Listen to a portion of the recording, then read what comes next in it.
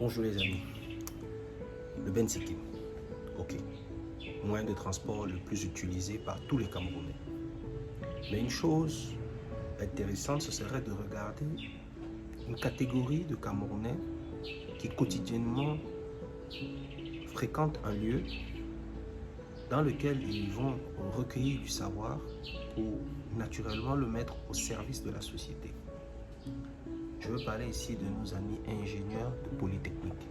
Polytechnique est situé à Yaoundé, dans un quartier populaire, et où effectivement, pour pouvoir y accéder, la majorité préfère emprunter la moto.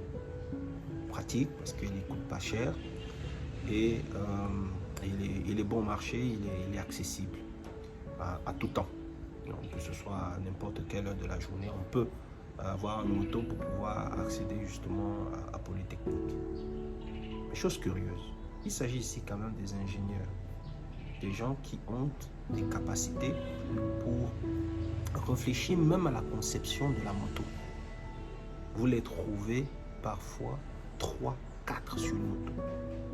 Je n'ai rien contre le Benzikin, mais celui qui conduit le Benzikin n'a pas le niveau d'un ingénieur. Mais il se fait commander par celui qui conduit le Benzikin. Là, il y a un enjeu moral qui nécessite que nous nous regardions tous en face en nous disant, est-ce qu'il est normal que des ingénieurs se fassent marcher dessus par des conducteurs de moto? Monter à 3 déjà sur la moto sous prétexte que nous allons au même endroit. Prendre le risque de faire un accident parfois grave. Et ça, malheureusement, notre société ne sait pas quantifier les méfaits de la moto.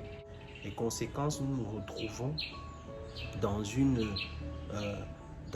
configuration où les choses nous sont imposées par que faire. Via Boya, alors on va faire comment? C'est ce qui est souvent mis en avant pour pouvoir justifier la petitesse d'esprit.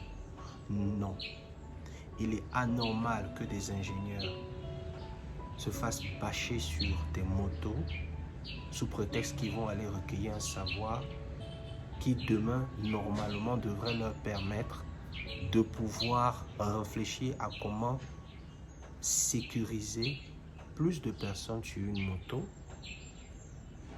en étant dans notre environnement. Ce type de 2 roues, vous ne le trouverez que dans les régions reculées du Cameroun. Entièrement customisées par des mécaniciens de la région, ces motos géantes sont une bouée de sauvetage pour apponter les mottes de terre et faire face à l'absence de bitume. 5, 6, voire 8 personnes se retrouvent parfois derrière un chauffeur. Peut-être quand tu prends peut-être 2 mères derrière ou 3 personnes, elles sont un peu trop compressées, trop serrées. On a un peu réfléchi de souder un peu le port de bagage. Et après ça, donc on avait sur le port de bagage, quand on portait le 3, il était à l'aise, mais quand on marchait, ça a béni. Ça nous a poussé aussi à réfléchir, à tirer le châssis, mettre derrière et souder, adapter les fers et doubler les amortisseurs. Effectivement, besoin d'un mode de transport bon marché qui permet de pouvoir avoir un maximum de personnes. Ça peut se faire en respectant les règles. Mais les règles ne sont pas mises pour faire du mal à qui que ce soit. Les règles sont mises en place pour permettre que un minimum de sécurité soit garanti à chaque personne.